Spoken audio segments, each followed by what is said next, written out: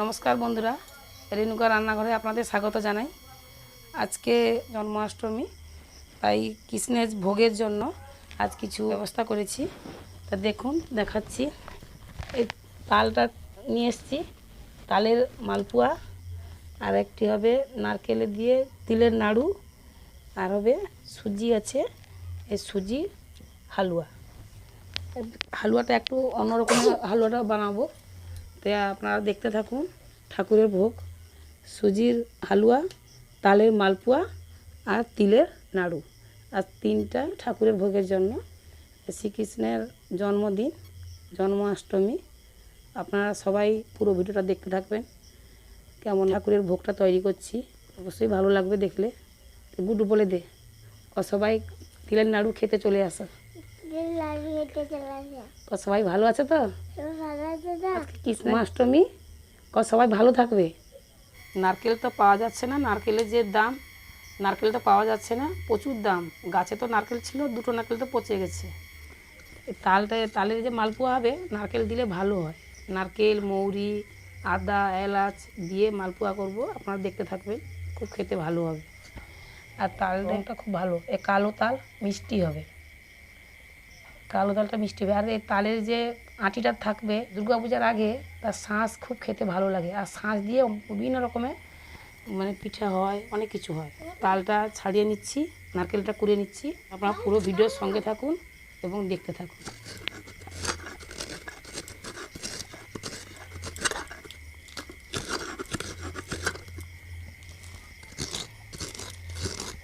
প্রথমে তালের মালপোয়াটা বানিয়ে নেব। তালের মালপোয়া করার জন্য আমি দিচ্ছি কিছু কাজু গুঁড়া, কাজুকে শিলেতে গুঁড়ো করে রেখেছি, তিলের নাড়ুতে দেব, সেটা কিছু দিচ্ছি। দিচ্ছি পান মৌরি দিচ্ছি। এবার দিচ্ছি দুটো এলাচ, মুখটা ফাটিয়ে দিচ্ছি। আদা কুচি,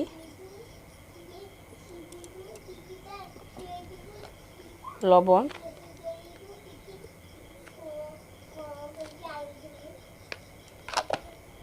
পরিমাণ মতন লবণ দিচ্ছি।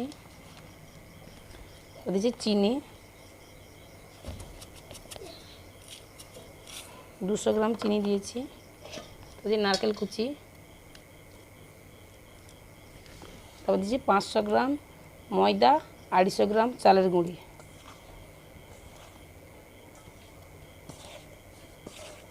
চিনিটা একটু কম দিয়েছি, যেহেতু মিষ্টি যাদের পছন্দ মতন মিষ্টি খাবে, আপনারা চাইলে বেশি মিষ্টি দিতে পারো, আমি একটু কম মিষ্টি দিচ্ছি। পড়ে যাবে। এতে সামান্য একটু ঘি,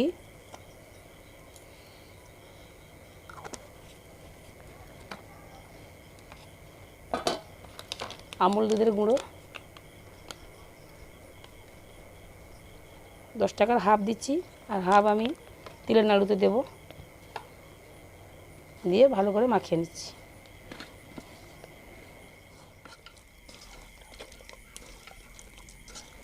আর একটু জল লাগবে।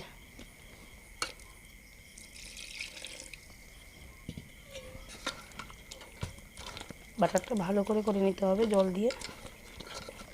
মাখানো হয়ে গেছে, এবারে উনানটা আমি ধরিয়ে নেব, তারপরে মালপোয়াটা আপনাদের দেখাবো। উনানটা ধরিয়ে নিয়েছি, কড়াইটা বসিয়ে দিচ্ছি।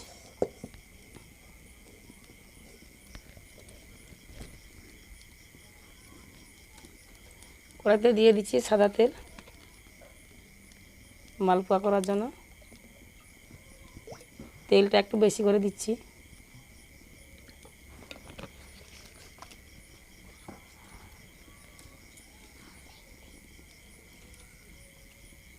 তেলটা গরম হয়ে গেছে, আমি কড়াইতে মালপোয়াটা দিয়ে দিচ্ছি।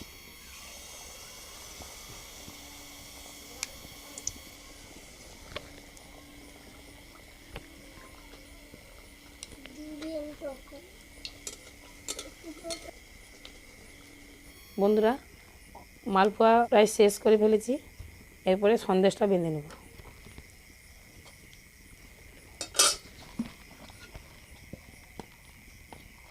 নাড়ু করার জন্য তিলটা ভেজে নিচ্ছি।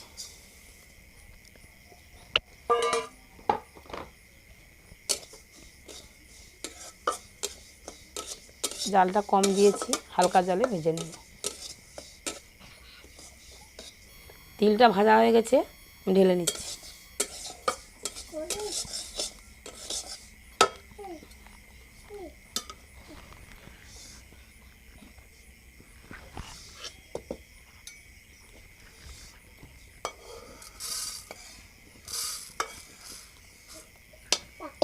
চিনি, নারকেল কুড়া আগের থেকে মাখিয়ে রেখেছি, তাই আমি কড়াইতে দিয়ে দিচ্ছি।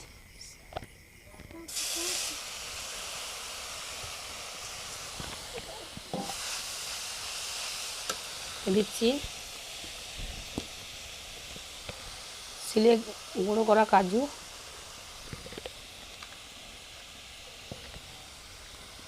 দুটো এলাচ, মুখটা ফাটিয়ে দিচ্ছি।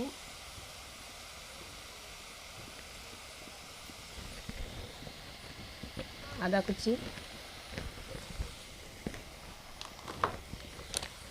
আমুল দুধ,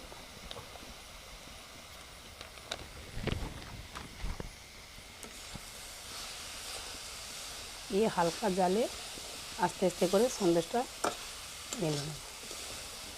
জ্বালনটা কম দিলে সন্দেশটা একটু রঙটা সাদা হবে, রসগোল্লার মতন রঙ হবে। আর বেশি জ্বালন দিলে সন্দেশটা লাল হয়ে যাবে। তিলের নাড়ু হয়ে গেছে, ঢেলে নিচ্ছি।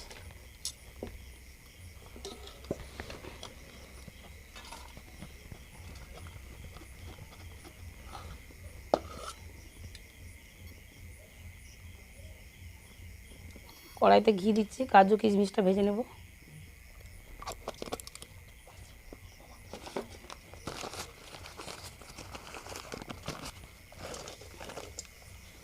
সুজির জন্য কাজু কিশমিশটা ভেজে নিচ্ছি। কাজু কিশমিশটা ভাজা হয়ে গেছে, আমি তুলে নিচ্ছি।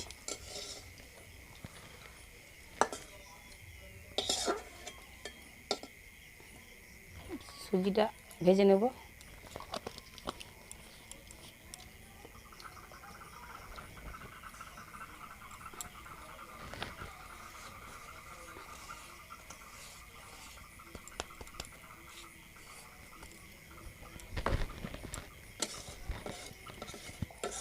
সুজিটা ভালো করে ভাজা হয়ে গেছে, আমি দিয়ে দিচ্ছি নারকেল কুড়া আর চিনি।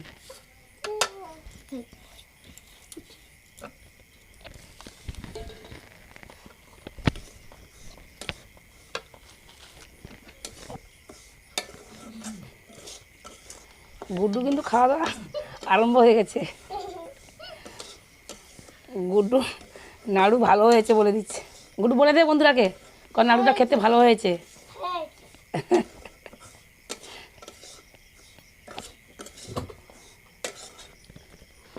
এর দিচ্ছি একটু আদা কুচি, দিচ্ছি একটু এলাচ, দিয়ে সুজির সঙ্গে ভালো করে ভেজে নেব।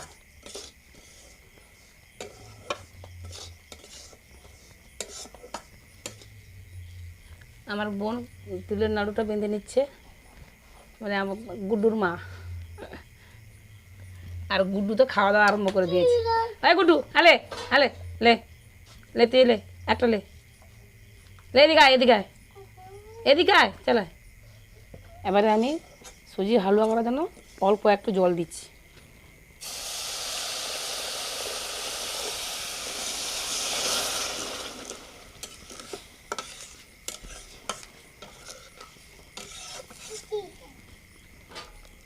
আর জল দেবো না, এই জলতে হয়ে যাবে।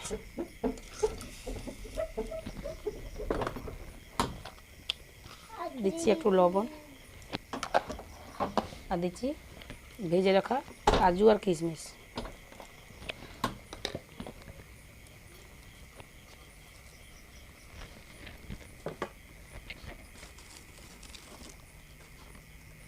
বন্ধুরা, সুজির হালুয়া রেডি।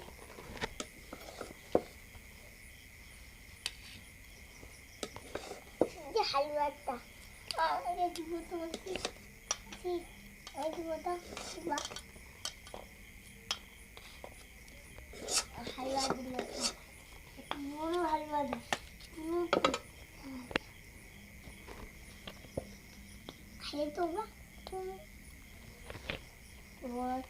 নমস্কার বন্ধুরা, আজকে গোবিন্দর ভোগের জন্য ভোগ রান্না করেছি। একটা হচ্ছে তালের মালপোয়া, আর একটি হচ্ছে সুজির হালুয়া আর তিলের নাড়ু। আপনাদের যদি ভোগ রান্নাটা ভালো লেগে থাকে তাইলে বন্ধুরা লাইক, শেয়ার, সাবস্ক্রাইব করে জানাবেন আর কমেন্ট করে জানাবেন ভোগ রান্নাটা কেমন হলো।